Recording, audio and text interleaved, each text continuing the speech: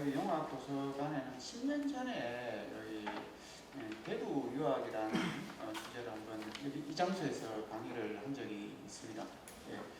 그런데 제가 이 대구 유학을 전문적으로 연구하는 것은 아니고 좀 이 대구 지역과 또 대구 근교에 있는 유학에 대해서 좀 연구한 적이 있습니다. 그래서 최근에는 여기 낙중학 지난 시간에 홍원식 교수님께서 이제 낙중학이라고 이렇게 좀 소개를 해주셨을 것 같은데, 예, 낙중학에 관해서 좀 연구를 좀 최근에는 좀 덜 하고 있습니다. 그래서 그 전에 연구했던 내용들을 좀 기획을 상기하면서 오늘 좀 강의를 해야 될 것 같습니다. 예, 오늘 저희가 이제 두 번째 이제 시간인데, 저는 좀 더 올라가서 여말선초에 이 지역에 또 유학자들이 어떻게 활동했는가에 관해서 말씀을 드리도록 그렇게 하겠습니다. 오늘 제가 강의 드릴 목차는 이렇습니다. 낙중 지역과 유학의 도통, 그 다음에 오늘 제가 이제 말씀드릴 이 세 분입니다. 정몽주, 포원 정몽주 선생과 야은 길재 선생, 그 다음에 한원당 김경필 선생, 이 세 분에 관해서 오늘 제가 좀 강의를 하도록 하겠습니다. 그리고 마지막으로 이제 이쪽 지역에 있던 그 문인들, 유학자들의 학문적인 특징이 무엇일까에 대해서 한번 말씀을 드리도록 할게요. 실제로 마지막 내용이 참 중요한데 이 내용을 분명하기는 쉽지는 않습니다. 그래서 오늘 강의를 하면서 이런 내용을 우리 여말선초의 낙중학 지역의 유학자들의 특징이 아닐까라고 하는 정도만 말씀을 드리도록 그렇게 하겠습니다. 낙중 지역과 유학의 어떤 도통인데 쉽게 이야기하면 족보라고 생각하시면 됩니다. 계보죠, 계보. 유학의 어떤 계보인데 요 계보 같은 경우는 기독교 성경에도 보면 창세기 이 계보가 나오죠. 아담에서 시작해서 이렇게 되어지는데 여기 이제 한국의 유학의 어떤 계보가 어떻게 되어지는가에 관한 내용입니다. 도통이죠. 그래서 여기서 한국 유학의 적통이 누구냐? 적통이 그러니까 종가집이 누구냐, 종가집이 장자가 누구냐에 관한 내용으로 보시면 됩니다. 그래서 낙중지학과 유학의 도통인데 여기 이제 내용은 이제 법원 기대성 선생이 이야기하는 내용입니다. 여말이죠. 여말에 이르러 우탁 정몽주 이후에야 비로소 승리학이 있음을 알았고 조선의 세종 때에 이르러 예약 국물이 찬연히 새로워짐에 우리 동방의 학문을 높이게 되었습니다. 그것을 차례로 말하면 정몽주죠. 정몽주로 우리나라의 리학의 조 할아버지다라는 거죠. 여기서 승리학의 할아버지다. 조를 삼아 길재 선생이 정몽주에게 배우고 김숙자가 길재 선생에게 배우고 김종직이 김숙자에게 배우고 김경필이 김종직에게 배우고 조광조 선생이 김경필에게 배움에 자연히 원류가 있게 되었습니다라고 해서 이 내용이 이제 한국유학의 초기죠. 초기 도통이 되어집니다. 계보입니다. 족보. 예, 그래서 여기 앞에 말씀드린 내용들 한번 정리하면 정몽주, 길재, 그 다음에 김숙자, 김종지, 김경필, 조광조 이렇게 되어집니다. 그 다음에 이제 뒤에 또 여기 이은적 선생, 정여창 선생하고 이은적 선생, 이광 선생이 포함되어 가지고 동방오현 이렇게도 이야기를 하죠. 예, 이런 내용이죠. 그런데 요 보면은 대부분이 이쪽 지역의 분들이죠. 그래서 한번 보면 정몽주 선생 같은 경우는 영천 인고수원 있죠, 그죠? 영천이고, 그 다음에 길재, 김숙자 선생은 선산 출신이고, 그 다음 김종지 선생은 밀양 출신이고, 근데 선조의 고향은 선산이랍니다. 선산이고, 그 다음에 김경필 선생도 이제 달성죠. 달성 지역에서 지금 무동수원이 지금 모시고 있죠. 이런 어떤 많은 정몽주, 길재, 김숙자, 김종지, 김경필 여기 나오는 이 계보를 이어주는 이런 유학자들이 다 이쪽 지역의 유학자들이라고 하는 겁니다. 이런 어떤 계보를 처음에 좀 주장하신 분이 조광조 선생이 누구의 제자냐면은 김경필 선생의 제자가 되죠. 제자가 돼서 그래서 이쪽이 사실 우리가 유학 그러면은 지금 조선시대 유학 그러면 태계, 남명 이렇게 생각을 하는데 그 위로 더 올라가면은 오히려 이 낙중학 지역이죠. 낙중 지역이 오히려 이 유학의 어떤 정통이다 이렇게 이야기를 할 수 있습니다. 뒤에 말씀드리겠지만은 유학이 여기에서 시작이 이쪽 지역에서 좀 발전 시작이 되어졌고 한강 선생 같은 경우에는 또 나누어졌던 여러 분파 폐계화가 남명으로 나누어졌던 이런 유학들을 다시 결합시키는 이런 어떤 학문적인 경향을 가진 것이 이제 이쪽 지역입니다. 그죠? 그래서 이런 어떤 근데 여기서 이제 오늘 한번 말씀드릴 것은 다 여기 있는 분들 다 말씀을 드릴 수 있는 건 아니고 자료도 지금 많지 않습니다. 그래서 정몽주 선생하고 길재군요. 길재 그다음에 김경필 선생 요 세 분 정도만 말씀을 드리도록 그렇게 하겠습니다. 예, 그다음 첫 번째 이제 포원 정몽주 선생님입니다. 그죠? 그런데 이제 사실은 조선유학을 이제 이야기를 하려고 하면은 승리학에 대한 이해가 있어야 됩니다. 지금 이게 승리학의 문제입니다. 그죠? 유학이 한반도에 유입된 것은 아마 뭐 삼국시대 때 유입되어졌죠. 그런데 이제 여기서 지금 이야기하는 유학은 승리학이라고 하는 거죠. 그죠? 승리학에 대한 이해를 가져야 길재 선생의 어떤 불사비군이라든지 이런 내용들이 이해가 되어집니다. 여기서 이제 한국 승리학의 시작은 이제 포원 정몽주 선생으로부터 시작되었다라고 이렇게 이제 이야기를 하는 겁니다. 포원 정몽주. 그래서 제 위에 보면 이제 승리 사상입니다. 그죠? 승리학이죠. 승리학. 예, 뭐 여러분들도 다 알고 계시겠지만은 포원 선생은 영일정시고죠. 영일정시. 자는 달가, 포는 포원입니다. 그다음 고려 말에 이 정몽주 선생하고 같이 공부했던 이색이라는 분 아시죠? 목은 이색 선생은 이 정몽주 선생을 동방리학, 여기서 동방은 이제 우리 조선을 우리 한국을 이야기하는 거죠. 동방의 여기 리학은 승리학입니다. 동방 승리학의 할아버지다 이렇게 이제 표현을 했습니다. 동방 승리학의 할아버지다. 그 다음에 이제 뭐 여러분들도 알고 계시겠지만 정몽주 선생은 뭐 이방원의 어떤 부하에 의해서 선주교에서 피살당했죠. 피살당하는 어떤 사건이 한국 유학사에서는 굉장히 중요한 사건이 되어집니다. 그 다음에 그러니까 이방원은 퇴정이죠. 조선 퇴정인데 이방원에 의해서 이 포원 정몽주 선생이 피살당하고 다음에 퇴정이 또 이방원이죠. 이 포원 정몽주 선생을 은충이라고 하는 시호를 또 줍니다. 은충이요. 그 다음에 또 세종 때는 상강 행실도에 이게 중요합니다. 영원토로 충신으로 간주했다. 영원한 충신이다라고 하는 거죠. 그러니까 사실은 이제 포원 선생을 살해한 사람이 이제 이방원이 조선인데, 그죠? 그런데 조선이 이제 건국되고 나서는 오히려 포원 정몽주 선생을 충신이다, 영원히 기억해야 될 뭐 이런 뭐 학자다, 뭐 이렇게 이제 추정을 하게 되어지는 거죠. 이런 게 좀 아이러니하죠. 그 다음에 이제 1517년에 문묘에 개양되어졌다. 문묘에, 그죠? 문묘에 개양되어졌다. 제사를 지냈다는 거죠. 그죠? 정몽주 앞에 기조라고 했었잖아요. 처음 이제 이 승리학을 이제 시작하신 분이다라고 이렇게 우리가 생각을 할 수 있는데, 그러면은 이제 정몽주 선생은 과연 승리학자인가? 여기에 관한 논의가 좀 이루어지고 있어요. 승리학자인가? 율곡 선생은 이렇게 표현했어요. 충신이기는 한데 승리학자로 보기에는 학문적으로 미숙하다 이렇게 표현을 했습니다. 그래서 좀 율곡 선생은 이 정몽주 선생이 승리학의 할아버지다, 처음 시작이다라고 하는 것을 인정을 안 하려고 하는 이런 좀 경향들이 있습니다. 그죠? 그래서 그런 내용들이 있고, 또 최근에 어떤 학자들도 정몽주 선생의 승리학은 학문적으로 부족하다 이렇게 좀 평가하는 학자들도 있습니다. 네, 그런데 정몽주는 또 승리학자다라고 보는 입장도 있습니다. 여기 보면은 고려사에 나오는 구절인데 한번 읽어보겠습니다. 동방의 경서는 주자 집주뿐이었는데 정몽주의 강설이 탁월을 하여 당시 학자들의 생각을 뛰어넘어 듣는 사람들이 잘못 의심하였다.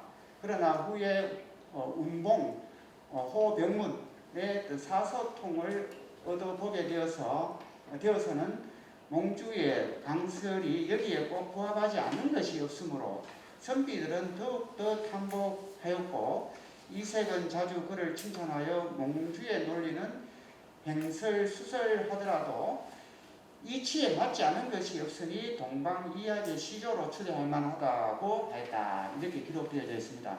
여기서 이제 운봉호병문이라는 유학자는 원나라 유학자입니다. 그러니까 중국에서 송대, 그죠? 이 주자라는 사람은 중국 남송 시대의 사람이죠.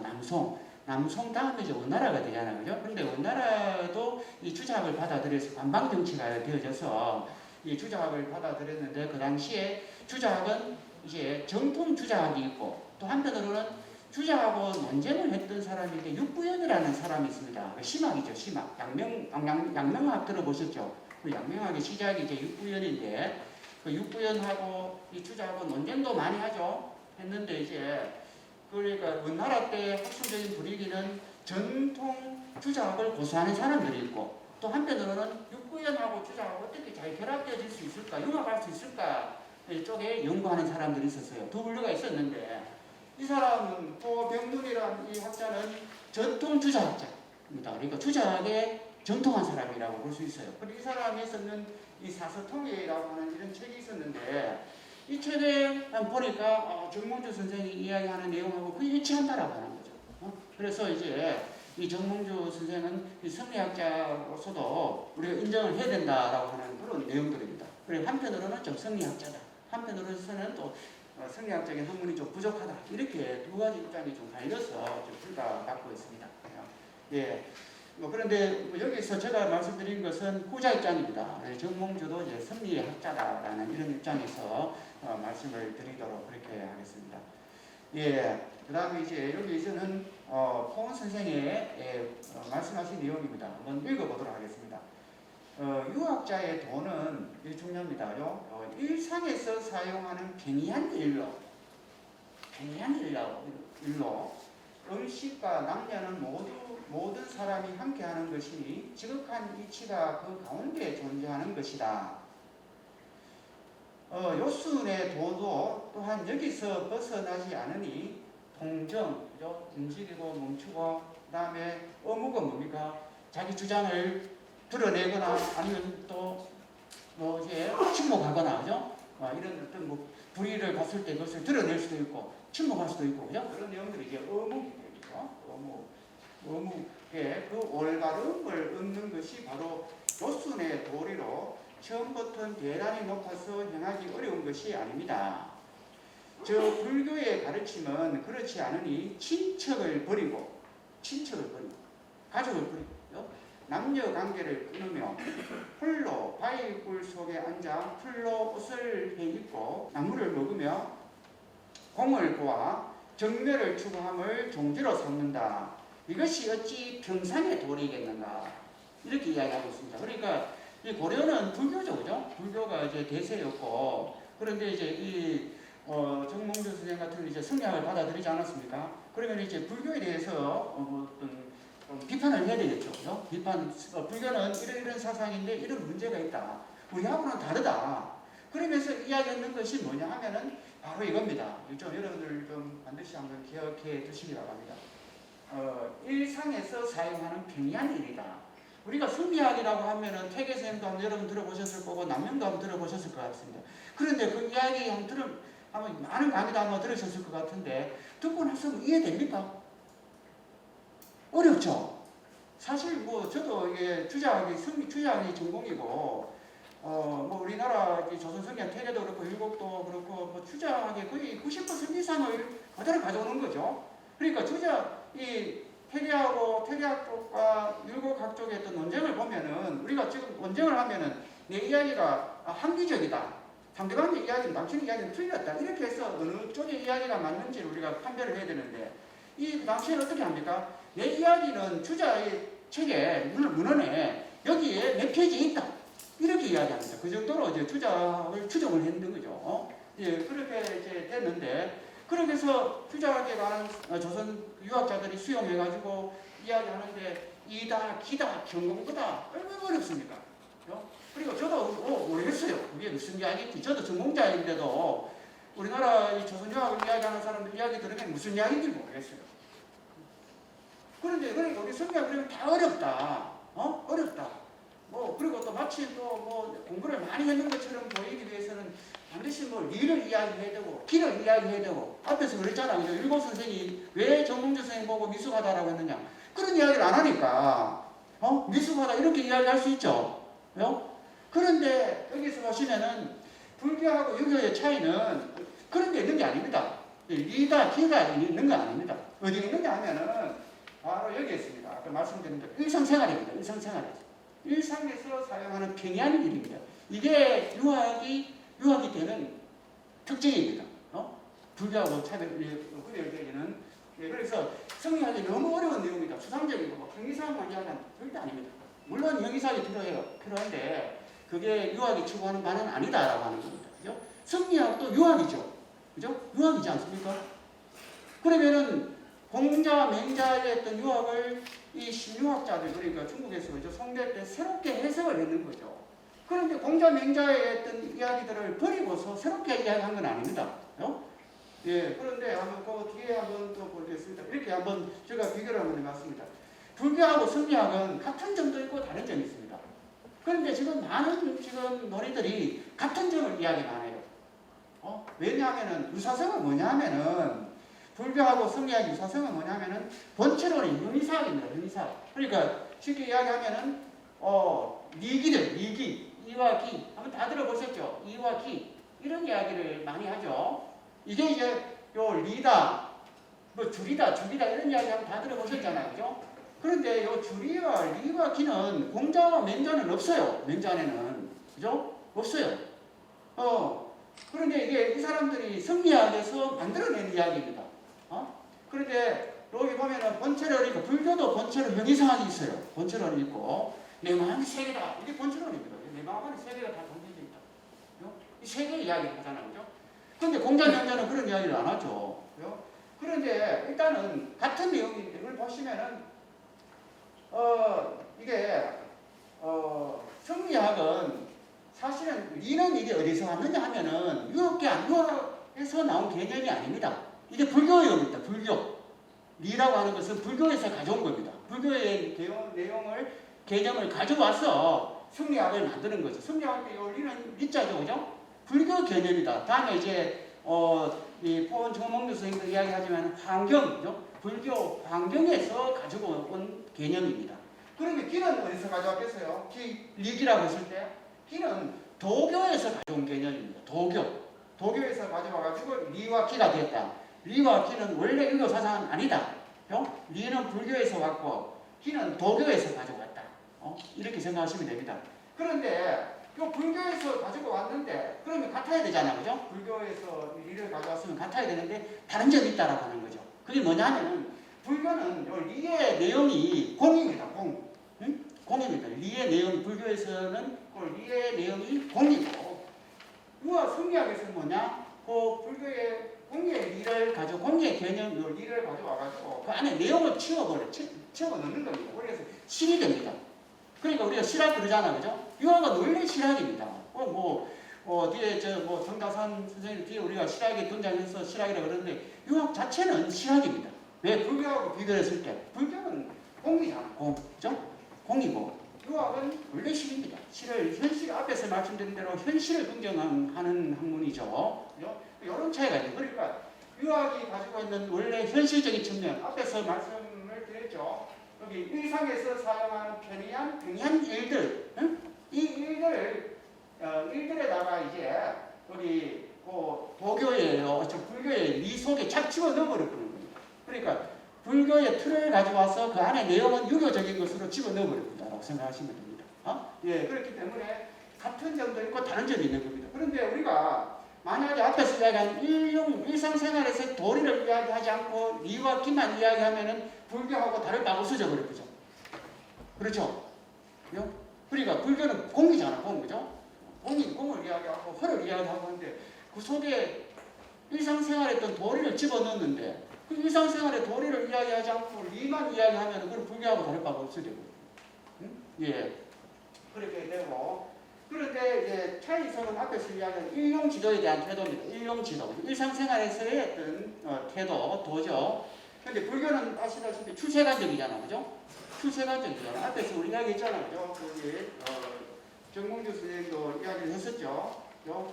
공을 보아서, 여기 보시면 공을 풀로, 과일굴 속에 앉아서 풀로 옷을 해입고, 나무를 놓고, 공을 보아 정맥의 세계를 추구한다. 이렇게 이야기하지 않았습니까, 그죠? 예, 그런데 비해서 그러니까 출세관은 이 세상 세간을 현실을 벗어나 버리는 거예요. 불교는 그죠? 그런데 유교는 아주 현실적이고 세간적이다. 세상의 이야기를 한다. 그 내용이 차이가 있는 겁니다. 그죠? 그러니까 리와 기가 차이가 있는 것이 아니라 이 내용이 차이가 있는 겁니다. 이 내용들이 현실 세계를 인정하냐, 일상생활에 했던 도리를 인정하느냐, 인정하지 않느냐가 이 성리학과 불교의 차이성이다라고 생각을 하시면 됩니다. 그래서 너무 우리가 리와 기 이런 논의에 우리가 휘말릴 필요는 없습니다. 유학의 본질에서 벗어난 이야기입니다. 예. 그러니까 뭐 리와 기를 아무리 잘하면 뭐합니까? 집에 가서 효도 안 하고, 그 다음에 뭐 국가에 대해서 충성하지 않고, 친구 간에 의리 없고, 이렇게 하면은 그 무슨 의미가 있겠어요? 예. 그런데 여기 유교에서 세간적이라고 하는 것은 대표적인 것은 오륜이죠. 오륜이 중요한 겁니다. 너무 이제 오륜은 뭐 분신주의, 부자유친, 부부유별, 부모유신, 뭡니까 또 장유수 있잖아요. 이 내용은 너무 시시하다. 가치가 없어 보이기도 하고 그렇잖아요, 그죠? 우리가 그렇게 너무 쉽게 생각하잖아요, 그죠? 그런데 이게 사실은 성리학에서도 제일 중요한 내용입니다. 유학은 여기서 시작되는 겁니다. 오륜이로서. 오륜을 위해서 심성론도 이야기되고, 뭐 명작에 이야기하면 본성이 선하다 이런 이야기도 하고, 인과 의도 이야기하고, 예와 악도 이야기하고, 리와 기도 이야기하고. 그러니까 유학의 시작은 여기서 시작된다라고 보시면 됩니다. 오륜입니다. 오륜은 뭡니까? 인간관계죠. 인간관계 이야기입니다. 근데 인간관계가 아주 복잡하고 다양한데 그걸 일일이 다 이야기할 수 없잖아요. 그래서 대표적인 인간관계 5가지를 이제 이야기하는 겁니다. 군신유의, 부자유친, 부부유교, 장유유서, 부무유신, 이런 내용을 이야기하는 겁니다. 이 인간관계를 이야기하는 겁니다. 인간관계를 벗어나서 뭐 이다, 기다, 뭐 경이다, 심성공부, 수양이 어떻게 이야기하는 것은 어떻게 하면은 유학의 본질에서 벗어났다라고 볼 수 있습니다. 오류는 이거는 벌써 공자가 처음 이야기했는 건 아니죠. 공자 이전부터 아마 이야기되어졌는 내용입니다. 공자 이전부터 그죠? 이게 오륜을 사실은 오륜하고 이제 예와 악이라고 하는 것이 연결되어집니다. 예와 악이라고 하는 것도 굉장히 중요합니다. 근데 지금 뭐 예와 악을 이야기하는 사람들이 거의 없어요.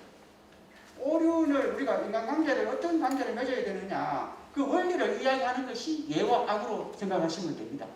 그리고 그걸 형이상학적으로 이야기하는 것이 리와 기가 되는 거고. 그리고 또 우리가 좋은 관계 있고 우리가 뭐 여러분들 친구분 관계라든지 부부 관계라든지 어떨 때는 관계가 매끄러울 수도 있고 관계가 잘 안 될 수도 있죠. 안 될 때는 왜 안 됩니까? 내 개인적인 사욕이 들어갔을 때 좋은 관계를 맺지 못합니다. 그래서 유학에서는 사욕을 악으로 그 사욕, 욕심을 다스려야 된다. 이렇게 이야기하면서 그게 이제 수양론이 되는 거죠. 유학의 시작은 여기서 시작돼야 된다. 그리고 먼저 뒤의 내용을 먼저 말씀드리면 불사이군이다. 군주를 위해서 내가 잘 살아간다. 이런 내용부터 이런 맥락에서 이야기가 되어지는 겁니다. 불사이군, 길재 선생이 불사이군이라든지 정몽주 선생이 피살되어지는 거라든지 이런 데서 오륜에 의해서 우리가 이야기를 할 수 있는 겁니다. 그죠? 그런 내용들이 있다. 그래서 좀 불교하고 성리학하고 좀 다른 점은 여기에 있다. 그죠? 세간적이다. 일상생활의 도리다. 일상생활의 도리가 중요한 겁니다. 그죠? 예, 그 다음에 한번 보겠습니다. 율곡도 한번 보십시오. 율곡도. 앞에 우리가 도통이라고 했습니다. 도학이잖아요. 그죠? 도통이. 뭐 율곡 선생님이 이렇게 이야기합니다. 도학이란 이름은 오래된 것이 아니다. 옛날에 선비는 들어와서는 효도하고 나가서는 공경하며 뱃슬을 위해서는 도로서 임금을 섬기고 임금과 이상이 서로 부합되지 않으면 몸을 받들어 은퇴하였으니 이것 같으면 선이라고 하고 이와 같지 않으면 악이라 하였을 뿐 별도로 도학이라고 이름하지 않았다. 도가 이런 내용입니다. 그러니까 앞에서 말씀드린 좋은 인간관계를 맺는 것이 바른직한 인간관계를 맺는 것이 도다. 그죠? 이게 그러니까 여러분들도 여러분들 자녀들하고 좋은 관계를 맺고 친구분들과 좋은 관계를 맺고 그게 도입니다. 도가 따로 우리 현실 세계에 벗어나서 존재하는 것이 아니라 예. 그래서 도에 대해서 한번 말씀을 드렸습니다. 예, 그 다음에 이제 여기서부터는 조금 이제 어려워집니다. 이게 다 이제 포 선생이 했던 자료들이 많이 남아있지 않습니다. 그래서 좀 남아있는 자료 가지고 한번 이렇게 제가 한번 구성을 해봤습니다. 예, 크기도 하고 작기도 하여 망갈래로 갈렸습니다. 이제 형이사항입니다. 형이사항이죠. 크기도 하고 작기도 하여 망갈래로 갈렸으니 이게 이제 성리학적인 개념으로 분수라고 합니다. 개별성입니다. 개별성. 각자 다 개별성이 있다라고 하는 거죠. 나무는 나무대로 개별성이 있고, 또 동물은 동물대로 개별성이 있고, 또 임금은 임금대로 또 개별성이 있고, 신하는 신하대로 개별성이 있고, 남자는 남자대로 개별성이 있고, 여자는 여자대로 개별성이 있다. 그런 내용입니다. 이걸 좀 철학적으로 표현을 했습니다. 그 다음에 찬란하게 빛나는 이치가 여기에 있네요. 그 속에 이치가 있다는 겁니다. 일상생활 속에 이치가 있다. 그러니까 이치라고 하는 것이 될 게 아니라 앞에서 말씀드린 대로 친구분하고 좋은 관계를 맺는 게 그 속에 네가 있다라고 하는 겁니다. 그 속에 네가 있다. 네가 인간관계에서 벗어나 있는 것이 아니라 그 속에 네가 있다. 예, 그래서 찬란하게 빛나는 이치가 여기 있네. 그러면서 이제 성리학에서는 요 리과 논리, 요는 리가 하나다라고 하는 겁니다. 리가 하나인데 이것과 이것이 분리되지 않는다라고 하는 이런 특징들을 가지고 있어요. 그러니까 일상생활의 어떤 도리에서 이치가 들어가 있다 이런 이야기입니다. 그래서 일분수 이렇게 할 건데 아마 뒤에도 이야기하겠지만은 이쪽에 낙중학에서는 성리학에서 여러 개념들이 있지만은 요 일분수라고 하는 요 내용들이 굉장히 중요시 되어지는 것 같아요. 일분수라고 하는 좀 쉽지 않은 그러니까 쉽지 않은 개념입니다.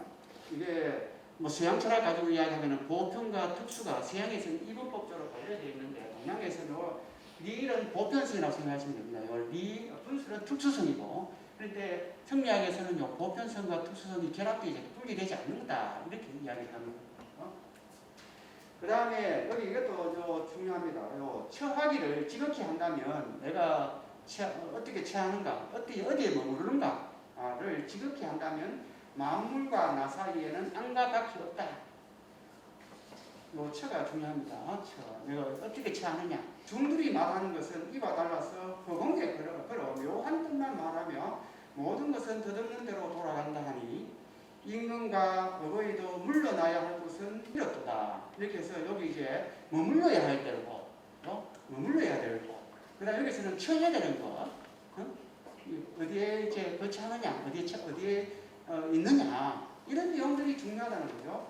임금과 어거이도 머물러야 할 곳. 그 질직자입니다. 대학에도 보면은 상강연에서 지어지선이라고 하죠. 지어지선 할 때 직자가 요 직자죠. 요 머무른다. 요 직자죠. 그죠? 지어지선 머무른다. 그 어디에 머무르느냐? 자기의 직분에 머물러야 되는 겁니다. 신하는 신하의 직분에 머물러야 돼요. 거기에 거쳐야 돼요. 그러니까 신하의 자리에 그 군주가 거해도 안 되죠. 그 다음 반대가 마찬가지입니다. 신하가 군주의 자리에 거해도 안 되죠. 이런 내용들이 이제 일상의 도리가 되는 거죠. 그러니까 임금과 어거이도 물러나야 할 것은 이렇도다. 여기부터 1100년 내려오면서 어른이 벌떼처럼 마구 이는데 상인은 이게 좀 경계가 없는 사람이다. 그죠? 심한 자이니까 원컨대 더불어 바라고 옳은 것을 찾기 바라고 이제 불교에 대한 비판입니다. 그리고 여기서도 중요한 것은 내가 어디에 거처하느냐, 그 다음에 어디에 머무르느냐. 이런 어떤 내용들이 코원 정몽주 선생의 성리학적인 특징, 그리고 이쪽 낙중학 지역의 유학자들의 특징이라고 생각하십니다. 그 다음에 여기서 거치가 아까 지자가 그죠? 거치입니다. 거치의 의미는 한번 보겠습니다. 이게 이제 코원 선생이 이야기한 내용입니다. 어지러운 사설은 백성을 그르치는데 어느 누가 먼저 말하며 이를 교치리라. 그대여 집에서 듣는 도의 소리 매화가 피어나는 것 같도다. 서로 만나 새신경을 다시 읽어보세나. 새신경을 마음을 씹는 경전입니다. 그죠? 씹을 석자에는 마음 심자죠. 마음을 씹는 경전인데 이 새신경이 뭐냐면 주역입니다. 주역. 성리학에서는 주역도 하나의 그 수행의 어떤 경전으로 이야기를 하죠. 그러니까 주역을 통해서 마음을 닦는 겁니다. 그죠? 새신경, 주역을 새신경으로. 주역을 다시 읽어보세요. 이 마음이 흐령함은 본래부터 알거니와 닦으면 깨우친 것 다시 깨닫네. 관계를 있어서 이제 이 직자를 설명하기 위해서 주역 관계를 가지고 이야기를 합니다. 주역 공부를 하실 분들은 알 것 같습니다. 관계. 육행만을 자세히 봐도 환경 모두 읽는 것보다 나으리라. 주역의 64개 중에서 관계만 보더라도 함정 다 읽는 것보다 낫다. 그 관계가 이야기하는 게 뭐냐면 그침입니다. 그침. 그침입니다. 예, 이거 나오죠. 이제 관계입니다. 주역이죠. 주역의 관계입니다. 두 번째 개인데, 보면은 간이다. 요게 중산 관계죠. 그러니까 요거는 산입니다. 산. 요 위에도 요게 산이고 밑에도 요 산이죠. 산이 두 개입니다. 그러니까 가다가 우리가 산이 있으면은 머물러야 되죠. 머물러야 되잖아요. 그리고 그쳐야 된다는 건데. 그래서 요 관계의 의미는 진짜의 의미입니다. 진짜의 의미. 그치다, 멈추다, 머무르다, 금하다, 경하다. 근데 여기에서 멈추어야 되는데 지나가 버려도 안 되는 거죠. 그러니까 내가 군주면은 군주의 그 지위에 멈춰야 되는데 더 나가버리면은 문제가 생기는 거죠. 네, 그런 내용들인데. 그래서 이거 한번 보면은 관계에 대한 해석인데 이제 이천역전이라고 한 거죠. 주자의 선생은 누굽니까? 이정이죠. 이정, 정이천이죠. 주자의 선생은 스승은 이제 이정이라는 분이 있어요. 이정은 정명도 하고 정이천 형제인데 그 중에서도 동생입니다. 정이천은 주자의 사상이 주자가 가장 영향을 많이 받는 사람이 정이천이죠. 정이천. 그 정이천의 역전에 보면 이런 내용이 나옵니다. 여기 이제 정이천이 관계에 대한 해석입니다.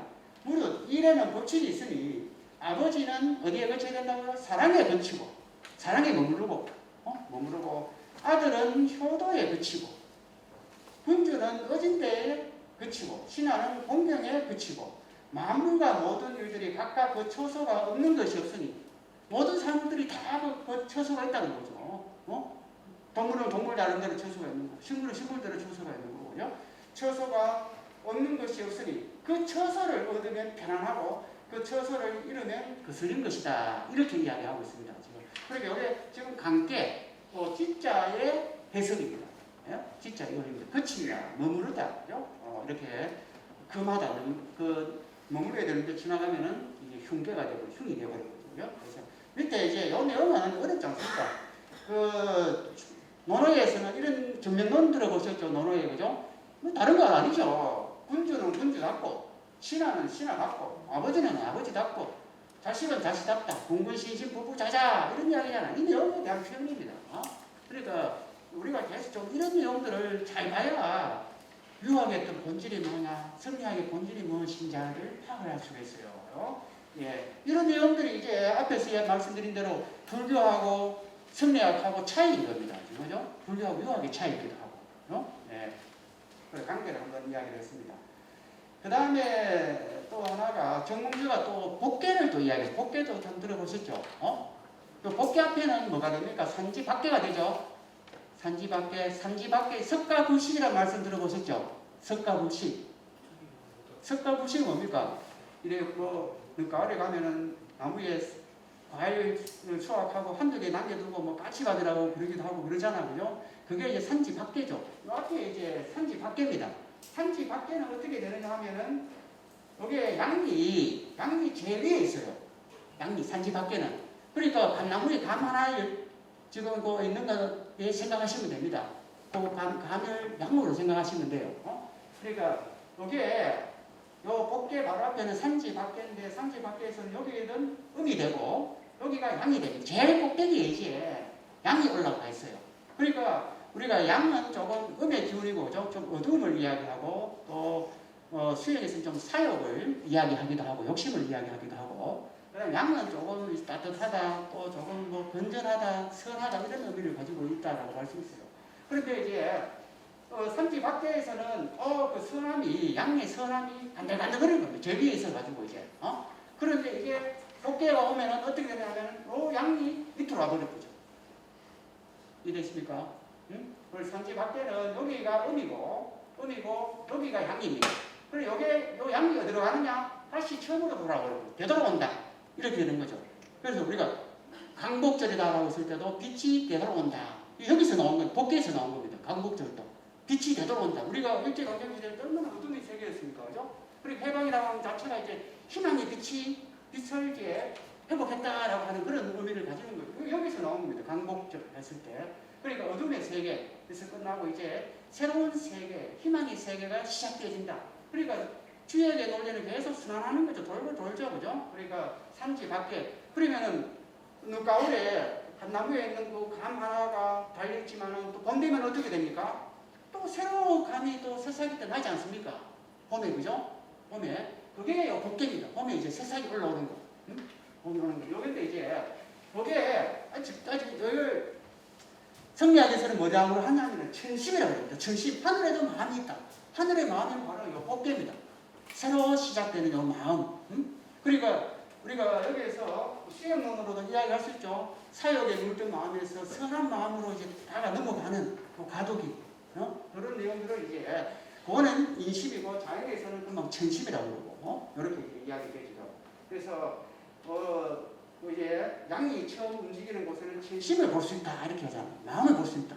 이때 마음은 사람의 마음하고 크게 다르지 않습니다. 그죠? 사역의 마음에서 악의 마음에서 선한 마음으로 되도록 그게 수행의 목적이 되는 거죠. 그죠?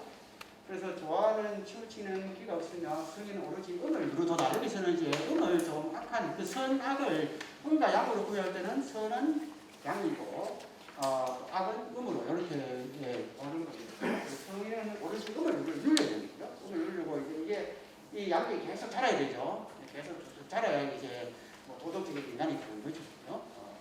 그래서 하나의 양이 처음 움직이는 곳에는 나의 마음을 점검할 수 있다 이렇게 하잖아요. 그죠? 그러니까 앞에서 우리가 주역을 뭐라고 한다고 했습니까? 세신경이다. 마음을 닦는 경전이다라고 하지 않았습니까? 여기 뭐잖아요. 그죠? 세신경. 그죠? 주역을 세신경 마음을 닦는 마음을 씻는 경전이다라고 했었잖아요. 그죠? 예, 그래서 여기에서는 이제 복개는 자연의 이치인데 요 복개를 가지고서 결국은 이야기하고자 하는 것은 자기의 마음을 닦는 겁니다. 선한 마음으로 되도록 회복하는 것을 이야기하고 있습니다. 그런 내용들이 이게 금방 말씀드린 정봉주 선생님이 이야기한 내용입니다. 그러니까 정봉주 선생님 말씀드린 단행본이 있는 것도 아니고 자료가 많지 않아요. 그래서 남아있는 자료를 가지고서 한번 성리학적으로 해석하면 이렇게 해석할 수 있다는 겁니다. 네. 그다음에 그래서 이 정몽주 선생은 결국은 그 피사를 강요했는 이유는 어디 있느냐 했을 때 결국 성리학적인 가치관에 따라서 신화의 본분을 다 했다는 겁니다. 신화의 본분을. 그죠? 앞에서 거친 이야기 했었죠. 신화의 자리에서 잘 거쳤다라고 그죠? 거치고 그러다 보니까 이제 역정혁명을 반대하다가 결국 피사를 당해 버리는 거죠. 거침입니다. 그죠? 결국 거침 때문에 결국 정몽주 피서를 당할 수밖에 없다. 이렇게 보시면 됩니다. 간단하게 정리하면은. 그 다음에 이제 두 번째는 이제 야은 길재 선생님의 불사일본입니다. 불사일본도 마찬가지 논리입니다. 그죠? 앞에서 아마 충분히 이제 설명이 되어졌고, 근데 야은 선생은 자료는 더욱더 없어요. 그죠? 더욱더 없어서 정말 학문적으로 얼마만큼 깊이가 있었는지는 모르지만은 앞에서 이야기를 했듯이 이론적인, 형이상학적인 이론적인 내용보다도 그죠? 중요한 것은 어떻게 처세를 하는가, 어떻게 처세를 하는가가 중요한 거죠. 그래서 한번 길재 야은 선생, 오늘 야은이고, 그죠? 우리가 그냥 길재 선생님은 불사이군 이렇게 두 임금을 섬기지 않는다 이런 이야기죠. 두 임금을 섬기지 않는다. 불사, 두 임금을 섬기지 않는다. 이렇게, 야은이고, 여러분들 다 아다시피 이제 선산부죠. 선산 출신일 거고요. 회평에서 휴생하셨고. 그 다음에 이제 이 야은 선생은 봉근 2세 정몽주 문화에서 공부를 한 것으로 알려져 있어요. 봉근 2세 정몽주. 그 다음에 주자 가래의 예법을 따랐다 이런 기록이 있습니다. 주자의 가래죠. 주자의 가래.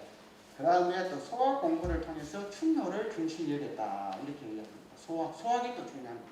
소학이죠. 소학은 어린아이들 보는 책이다 이렇게 생각하실 필요는 없어요.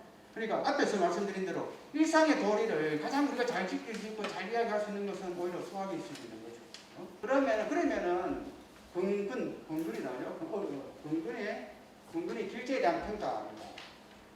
고려 500년의 교화를 개항하여 사풍을 장려한 효과가 선생의 한 몸에 모여 거두었고 조선 웅만년의 상강과 오상은 앞에서 말씀드린 데는 오륜입니다. 오륜이죠. 5가지 인간관계를 세워 신의 절개, 신화의 절개의 근본을 밝히는 근본이 선생의 한 몸으로부터 시작되어졌다. 그리고 여기도 이제 신화의 절개죠. 신화가 끝쳐야 될 곳, 신화가 머물러야 될 곳을 잘 머물렀는 분이다라고 볼 수 있겠죠. 그래서 그래서 그의 명교는 두려운 공이 더없이 크다. 여기서 명교라고 하는 것은 뭡니까? 앞에서 말씀드린 그 논어에 나오는 정명론입니다. 공군, 신신, 부부, 자자, 명론 이렇게 하죠. 그래서 이제 유교를 명교라고도 이렇게 하죠. 그죠? 이런 명교. 그러니까 자신의 공군을 다하는 이런 어떤 학문이다, 가르침이다라고 보시면 됩니다. 그래서 그런 내용이 나온 것이고. 그 다음에 이제 학술계에서 좀 이야기 되어지는 내용이 이제 앞에서 분명히 도통을 말씀드렸잖아요. 그죠? 포원 정몽주 선생의 도통을 누가 개성을 했느냐? 길재 선생이 개성을 했다. 그죠? 또 길재 선생의 또 개통을 또 누가 또 김숙자가 개성했다. 이렇게 되어지는데, 그리고 우리나라 성리학의 어떤 계보, 그 도통에 보면은 길재가 정몽주 선생의 어떤 계보를 이어받았는 걸로 봤는데, 그러면 과연 여기서 한번 이야기를 해봐야 될 게, 그러면 길재는 과연 정몽주의 문인인가라고 하는 걸 생각해 볼 수 있어요. 길재는 정몽주의 문인인가? 그러니까 정몽주의 제자인가? 를 해볼 수 있는데, 물론 앞에서 말씀을 드렸죠, 그죠? 여기 보시면은 정몽주는 군근 이색 정몽주 문화에서 수학을 했기 때문에 정몽주와 관련성은 있을 수 있어요. 그런데 이제 길재는 정몽주보다는 군근과 이색 문화에 더 가깝다. 그러니까 지금 정몽주 선생과 길재 선생이 정몽주 선생에게서 공부를 했다라고 하는 자료가 분명하게 남아있지 않습니다. 그런데 이 이색하고 근근에서 밑에 문화에서 공부를 했다라고 하는 자료들 많이 남아있어요. 그래서 이색과 근근이 죽었을 때 심상 마음으로 3년 3을 치루었다라고 하는 제자니까. 그 다음에 여기 보면은 근근이 이야기하는 내용입니다. 나의 문화에 드나들면서 학문하는 자가 얼마 있지만 길재고, 그래 길재의 자입니다. 길재가 그중에 으뜸이다 이렇게 표현했으니까 분명히 길재는 근근의 어떤 제자로 생각해 볼 수 있습니다. 그 다음에 또 그 이색도 또 이 길재에 대한 평가가 또 아주 높이 평가하고 또 어떤 자기에게 공부를 배웠다 이런 어떤 내용도 있어요. 그런데 이때 보면은 정몽주와 길재의 학문적인 수수관계, 주고받는 이런 관계를 밝힐 수 있는 자료는 아직까지는 발견되지 않았다는 거죠. 예. 그런데 우리가 길재를 정몽주 선생의 어떤 계보를 이어받는 사람으로 이야기할 수 있을까 생각해 볼 수 있을 것 같아요. 예. 그 다음에 그런데 이제 또 한편에서는 또 길재는 정몽주의 문인이다라는 이런 설도 있습니다. 양쪽의 설이 다 있습니다고요. 뭐냐 하면은 정몽주가 주도한 그 팔공산 동화사의 근처에서 그 당시 소장파, 젊은 학자들이 모임을 가졌대요. 아마 이제 정몽주 선생님 피살되기 한 5년 전의 일인데, 그래서 13명의 어떤 소장 유학자들이 모임을 가졌었는데, 이 모임에 보면은 길재의 이름이 기록되어 있다라고 이렇게 나와 있어요. 지금 이 기록이 유일합니다. 그러니까 길재와 정몽주의 어떤 관련성을 알 수 있는 자료를 요구합니다. 예, 그래도 길재 위에도 이런 13사람이 참여를 했다 이렇게 이야기를 하고 있습니다. 예, 경제홍로 그 중에 한 명입니다. 그죠? 경제홍로의 유적인데 그 군위 쪽에 그죠? 우리 한반마을에 있는 그에서 있는 그 유적들입니다. 경제홍로의 학덕을 추모하기 위해 세운 양산서원하고 여기 앞에서 이야기했던 그 팔공산 동화사회에서 모임을 가졌던 13명 중에 한 분입니다. 이때 이제 길재 선생님도 참여했다는 거죠. 예, 그러면 길재에 한번 도통을 한번 보겠습니다. 길재의 도죠, 그죠? 도는 그냥 두 임금을 섬기지 않으면 어찌 신하가 지조를 짓겠다는 이름을 얻기 위해서 그렇겠습니까? 신하가 되지 않겠다는 것은 다만 윤리를 문란시킨다는 이유만이 아니라 사실 세상에 나오고 세상에 숨는 일을 옳게 하려는 관계이며 꼭 유교 교리에 도움이 될 하여 한 것입니다. 그래서 이 길재 선생이 아마 조선 정조에게 이야기한 겁니다. 그러니까 정조가 길재 선생 보고 조선의 어떤 충신이 되어라라고 하는 이런 이야기를 듣고 이제 보시면은 신하가 되지 않겠다는 것은 다만 윤리를 문란시킨다는 이유만이 아니라 사실 세상에 나오고 세상에 숨는 일이 옳게 하려는 관계이다.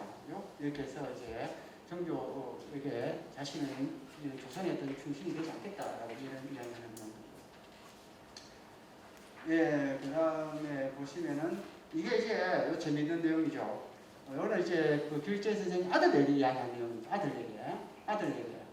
너는 고래를 잊지 못하는 나의 마음을 본받아서 너의 조선의 임금을 섬겨라. 자기는 고려 사람이기 때문에 조선의 임금을 섬기지는 못하겠다.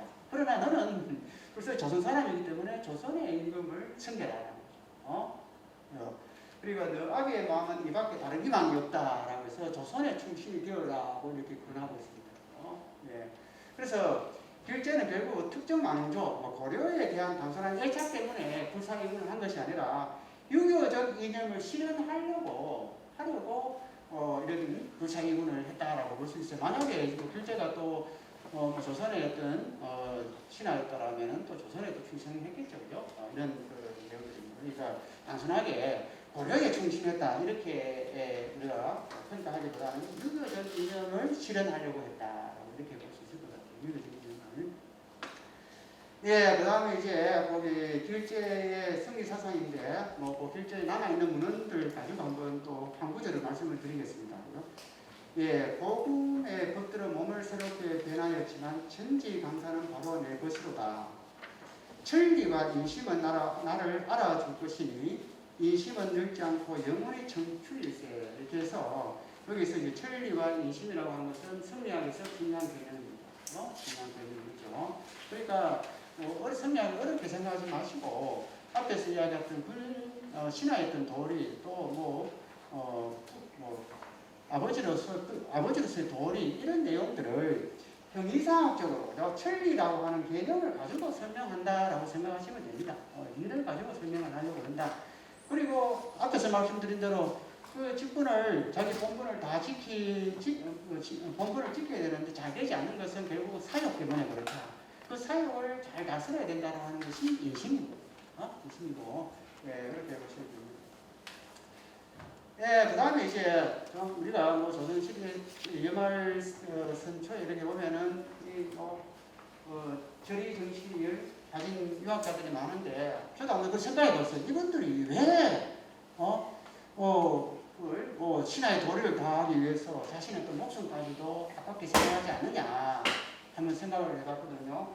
그래서 분명히 저는 이제 그런 내용들도 앞에 절의정신이라는 이런 내용들도 승리하겠던 죽음관하고 같이 한번 연결해서 생각을 해봐야 될 것 같아요.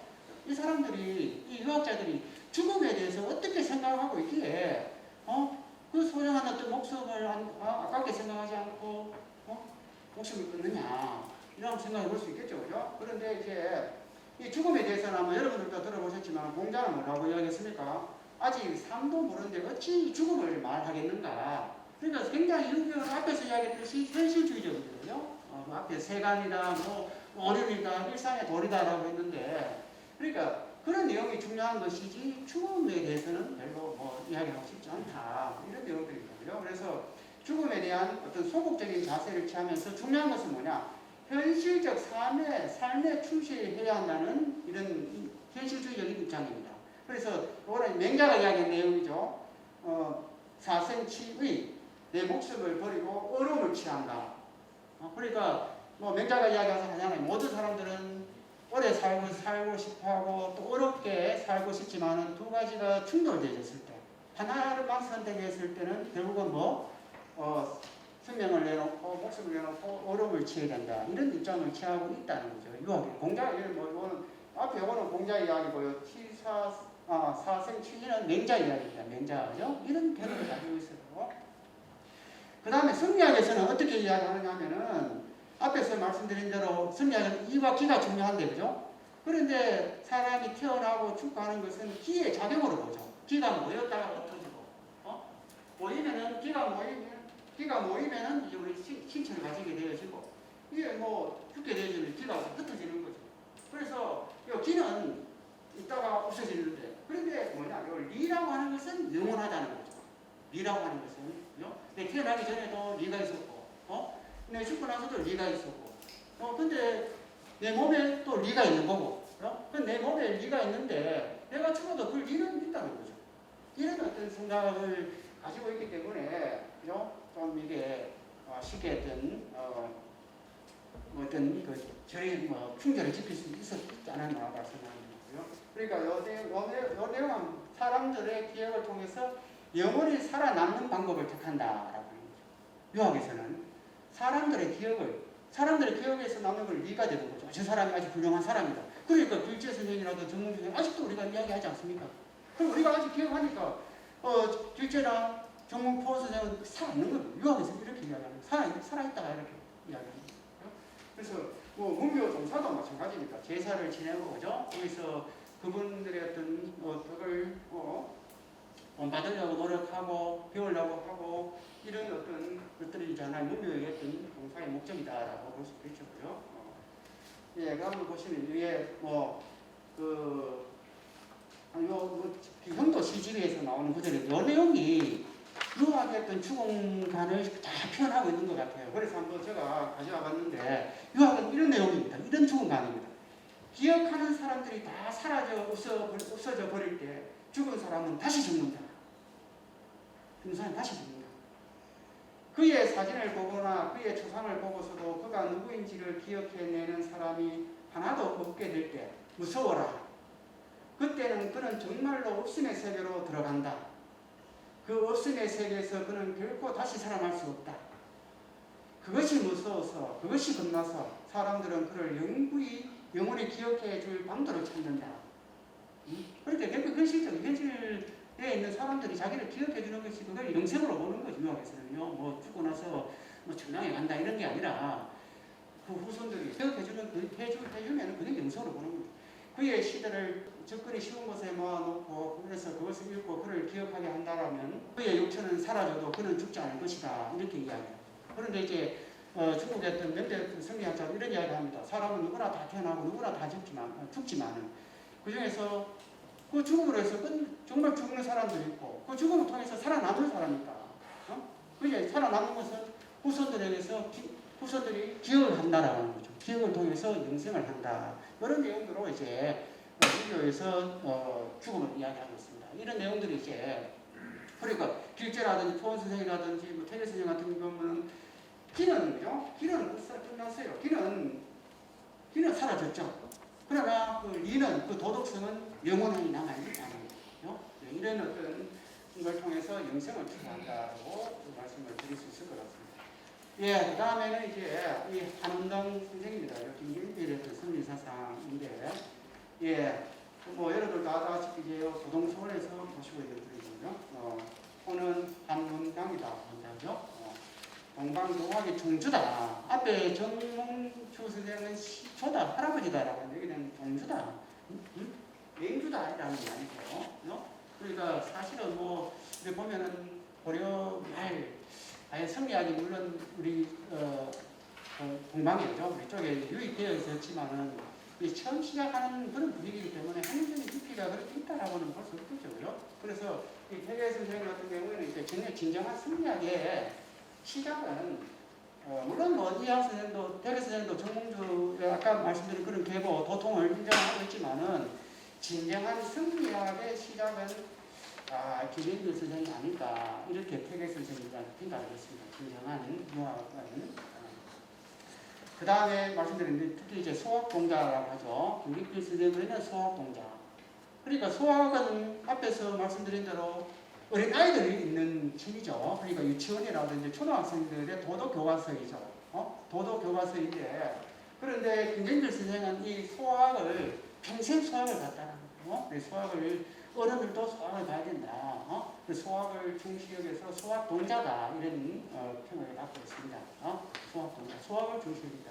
그러니까 소학을 중요하게 여겼다라고 하는 것은 앞에서 말씀드린 대로 일상의 어떤 도들이죠. 일상생활에서 그 도들을 중요하게 여겼다라고 볼 수 있습니다. 특히 이제 대구 유학에도 대구에 있는 유학자들도 이 소학을 굉장히 중시 여기고요.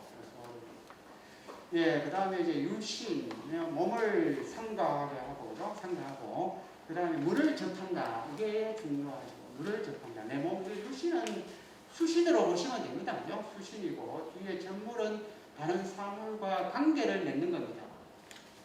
관계를. 그러니까 내가 먼저 수신이 되어야 다른 사물과, 다른 사람들과 관계를 맺을 수 있다. 이렇게 생각을 하시면 돼요. 물을 접한다. 그죠? 예, 그리고 이제 이 김경필 선생님 같은 경우는 인의를 중시해야 되고 인의가 중요하죠. 인의죠. 유학의 핵심 개념 그러면은 인과 의입니다.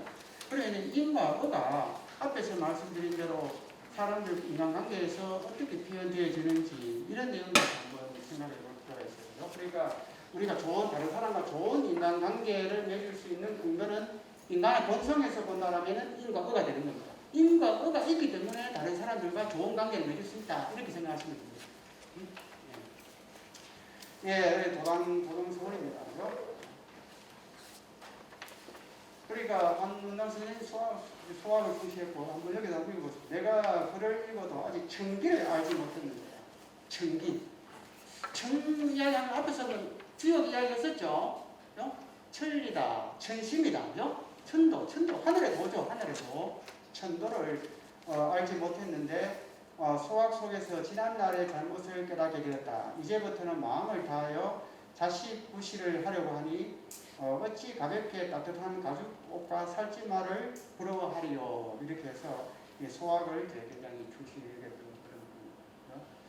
예, 그 다음 소학 한번 보겠습니다. 소학을. 예, 소학은 우리가 투자가 쓴 책이다 이렇게 이야기를 하는데 투자가 쓴 것보다는 투자의 제자 유자진이라는 분이 투자의 권유를 받았어요. 지시를 받았겠죠. 지시를 받고 이렇게 소학을 썼습니다. 그런데 일상생활의 예의범절, 수양을 위한 격언, 충신, 효자의 사적을 이야기하고 있습니다. 그런 내용들을. 그러니까 외편이 두 편으로 되어 있는데 외편은 입교, 가르침을 세운다. 보이게 보죠. 여기 보면 명륜이 있죠.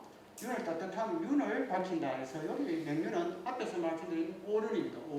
오륜입니다. 오륜을 밝힌다. 그 다음에 경신, 몸을 이제 상당하게 조심한다 이런 거죠. 수신이 되고 계보는 뭡니까? 옛날 앞에 나왔듯이 충신이나 효자의 사적들을 한번 헤아려 본다 이런 내용입니다. 그 다음에 가음과 선행 이렇게 이렇게 되는데 그러니까 여기 보면 소학도 결국은 명륜이라고 하는 거죠. 이게 아주 중요한 겁니다. 예, 이런 그 내용이고 그 다음에 이제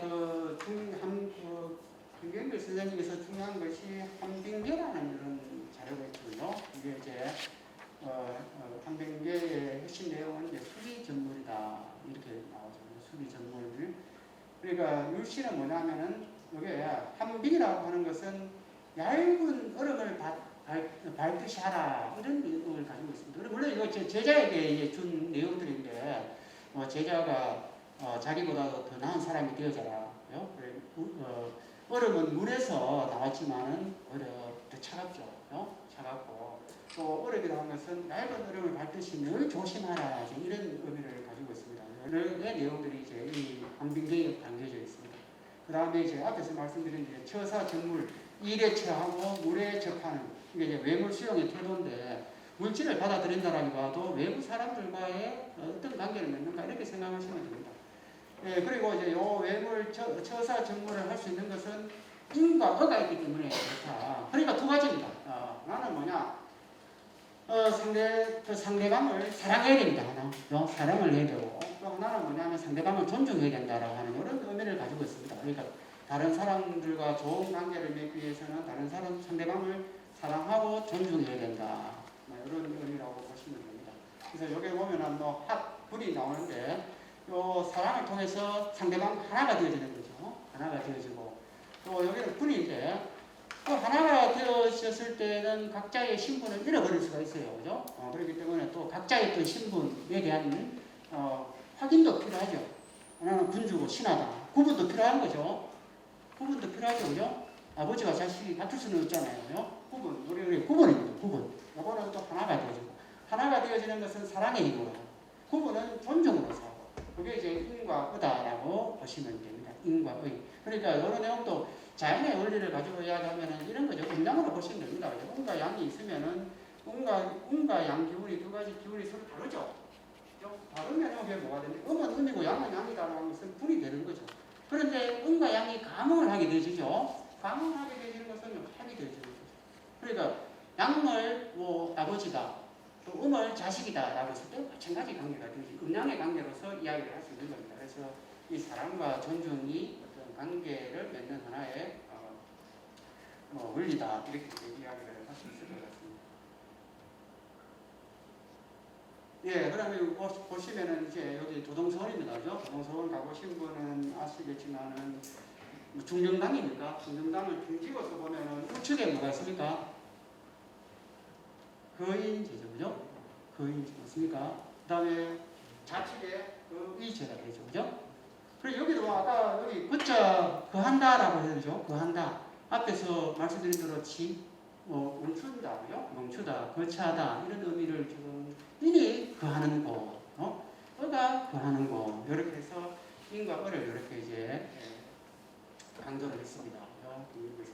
앞에서 이야기했듯이 김진필 선생님 인과 어가 어가 다음 그 뒤에는 퇴계는 조금은 물론 퇴계 선생님이 어를 부정한 건 아닙니다. 인을 강조했다. 인을 그죠? 인을 강조하고. 그다음 남명 선생은 조금 어를 조금 더 강조하고, 어를 더 강조하고.